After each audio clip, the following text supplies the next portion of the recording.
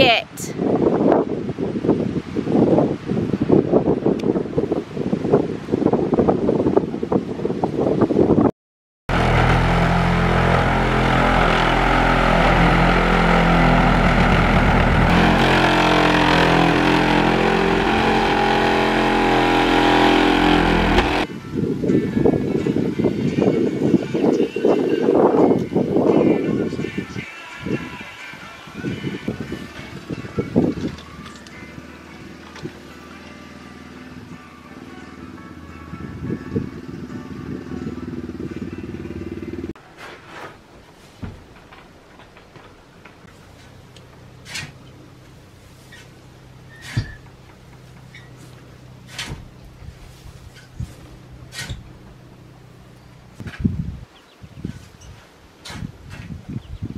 I wonder if these tanks are full of oil.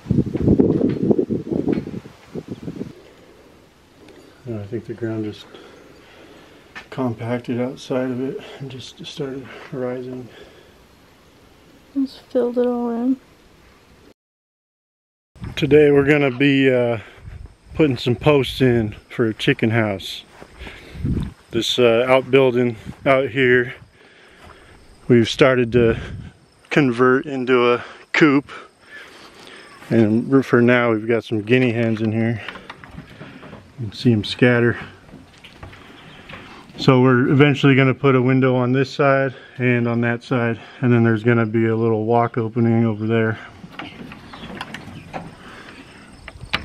But for today, we're going to be getting in as many posts as we can, because these guys aren't going to be free ranging since we're so close to crops. So we're going to build an outdoor area for them. This is where it's going to come out. It's going to open up. I have a wall there. It's going to go 60 feet in this direction. So I'm going to start off by just pounding some 2 T-posts on either end of the 60 feet and then doing a string line, so I can get the holes somewhat straight. They don't got to be perfect, but I don't want them to be all cattywampus. So 60 feet this way, 20 feet over there, and then 60 feet back. So it'll be a total of 20 feet.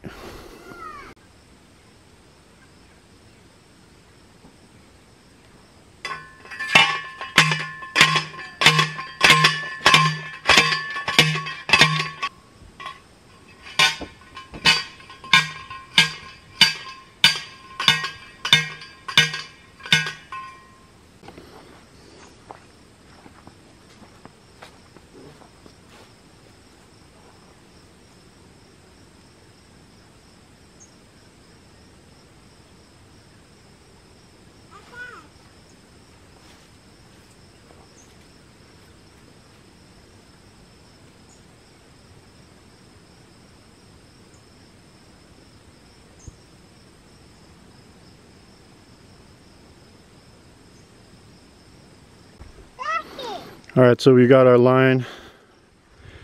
It's gonna show us where to place the holes.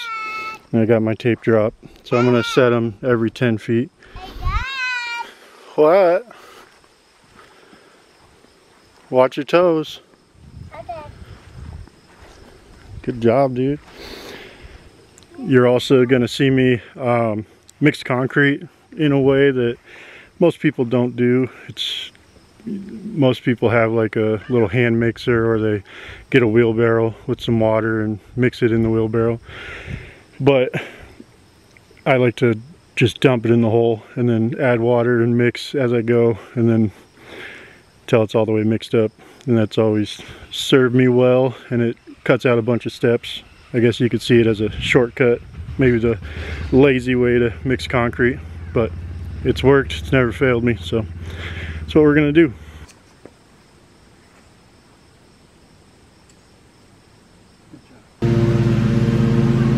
Yep. Good job.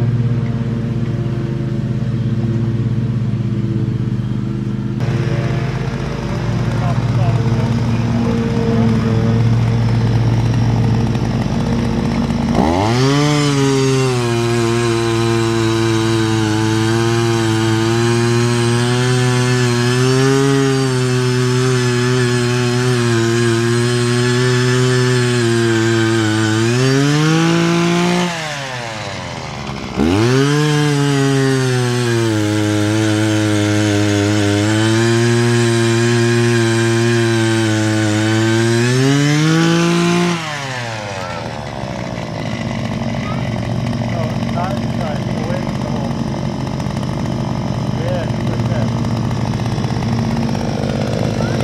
do one more.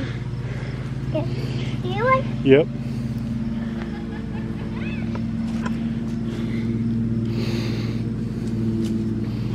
Okay, get in the hole.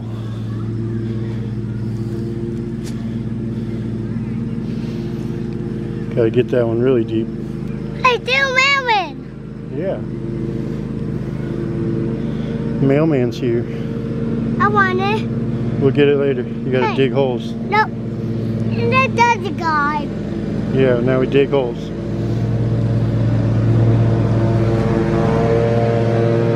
Okay, don't just fling it around. Scoop, remember? Down, scoop, up, throw. Down, scoop, up, throw. Yep, good job. Keep doing it. I did one.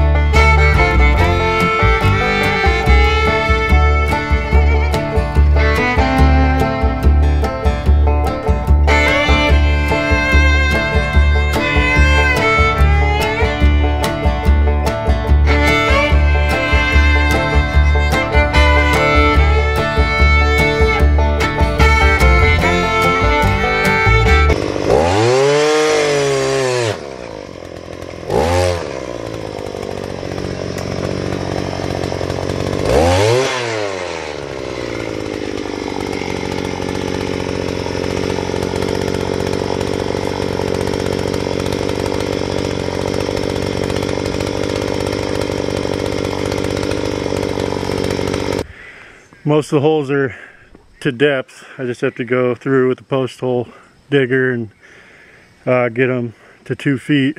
There's a few of them that are too close to trees, so they got a bunch of roots. So I'm gonna have to use a sawzall and the post hole digger for those ones. But once we get them all to 2 feet, then I can start setting the posts with concrete.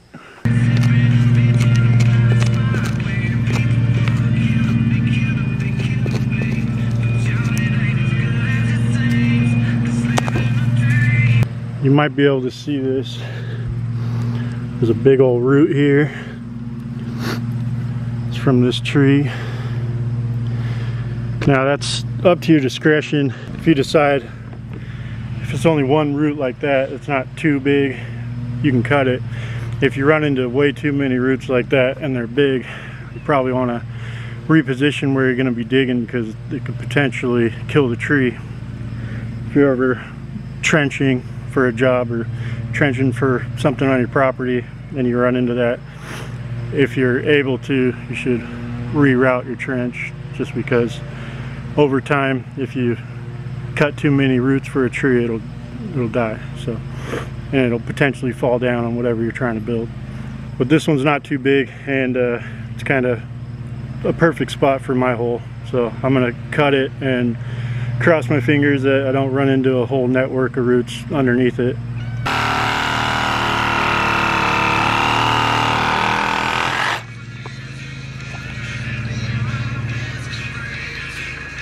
Start a little fire.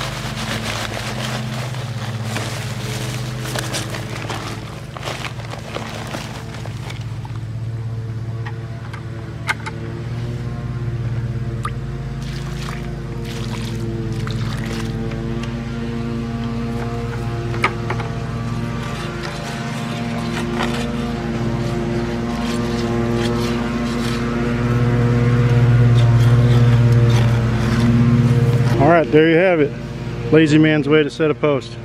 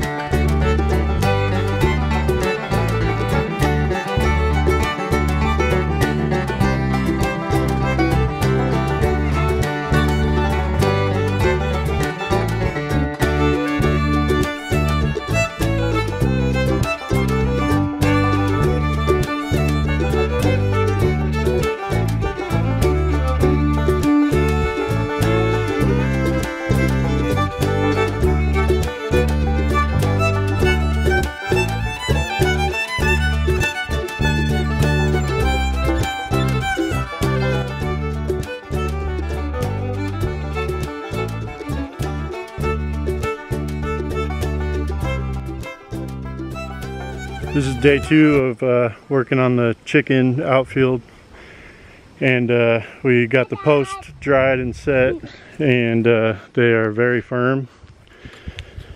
I hung my weight on each one of them just to make sure, and so now we're going to go through and put boards on the outside, these boards, so that we can attach chicken wire, and then eventually the next step will be putting netting over the top.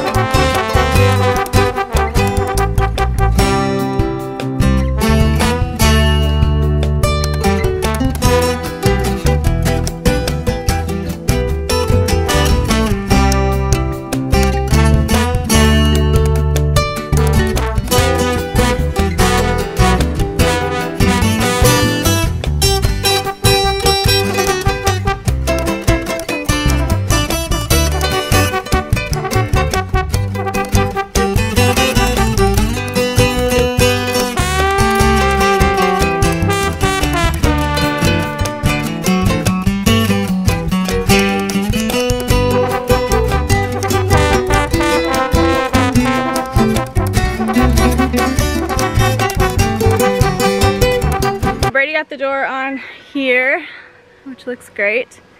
It's definitely heavy enough and it should work just fine. I'm trying to put this netting up. I found it on Amazon and it's not going well.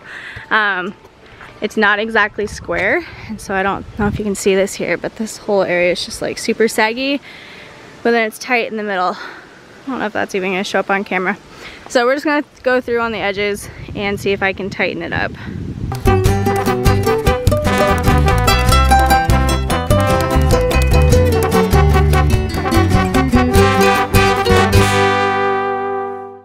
So our chicken coop is done for now. I'm actually gonna order some laying hens, some chicks, from the hatchery next week and probably have them delivered. I think our September 20th or something was the first date available. So we're gonna get some chicks ordered, but we got the chicken coop done, as far done as we could for now. And we got the chicken run done, which was awesome. That was the big thing. I wanted to get the guinea hens out of this chicken coop. They've been in there for a few weeks. It just doesn't have a lot of light inside, and we still need to put some windows in. But Brady's been working hard on getting the door in, getting it cleaned out, getting the run up. The run is amazing. It's back here. So I'll just show you really quick, kind of just an overview of it. So like we showed in one of the previous videos, there's just this older white building on the property. It's kind of down by the garden. That we worked on cleaning out a bit. So Brady cut down a door and fit it here. And then inside, it's kind of dark, but it does have some little windows over there that were already there. This is the original door that was here, but it's just buried. So there's a good foot, like foot and a half buried in the dirt from the gophers being out here. But we cleaned it out pretty good. We still got some stuff to get out. Once we get chickens, it'll be a little bit different because I have nesting boxes to put out here, and then we'll put up some roosting bars for the chickens. Right now there's like rafters in the top of the building that the guinea hens can roost on, and they fly up pretty high, so they're actually just fine. But the pen is on the back side, and Brady put a little door with a slider on the inside so that they can come in and out. So the great thing about putting the chickens in this building, besides that we didn't really have a plan for it, there is another little outbuilding, and we already have a barn and the shop and stuff, and so I really wanted to be able to do a chicken coop that wasn't going to cost us a lot of money and that we'd have to build and everything. So that worked out really good. But the pen is kind of in an ideal spot because it sits down in all these box elder trees, and so it's got shade. It's pretty big. I think it ended up being, I want to say like 25 by 60, something like that. We still have some things to finish up, like cutting the wire here on the post and just cleaning up the area. But I did manage to get all the netting up on top, which you can't see in the video. But there's netting all the way across the top, and the netting I got from Amazon actually worked out really good. I was kind of worried at first because it's not super square, and so when I first started stapling it up, it wasn't going across very well. But I got it figured out, got it all pulled super tight, and so there's not really any sagging. I do worry a little bit about this winter time having snow and ice on it building up and maybe making it sag. I'm just gonna hope that it'll fall through. But if we have to fix it in the spring, we can do that. There's a lot of extra netting. But the reason we did the netting is because we had an issue earlier with our meat chickens. Sorry, there's mosquitoes everywhere. With our meat chickens, where there was a big red-tailed hawk and it got a hold of them underneath the chicken tractor and managed to kill one of them, and then stuck around for a while. And so I just don't want to deal with having birds like hawks and eagles and owls and whatever flying into the chicken coop, especially with all these trees. I'm sure they're roosting up there, at least the owls are. So we put the netting across the top to try to keep them safe. It also prevents the guinea hens from flying out, and so I do want the guineas to eventually free range because we have a huge tick population here, especially in the spring, early summer. But for right now, we're almost at the end of the season. We haven't seen ticks in a long time now, and so I just don't want to lose them before winter. They're super flighty. They don't like to come back to the coop very often. They like to roost way up in the trees instead. And so right now that netting is keeping them in, and so we'll keep them in through the winter time. We'll have chickens with them in a few weeks, and then when spring comes around, we'll let everyone out. They can all free range, and then the guineas can just go do their thing, and hopefully they'll stick around, but likely we'll probably lose at least a few. That's kind of just the way it works with guinea hens. But anyways, that's the coop. Super excited. It turned out fantastic. I think we could probably fit 100 chickens in there. Not really, maybe like 50.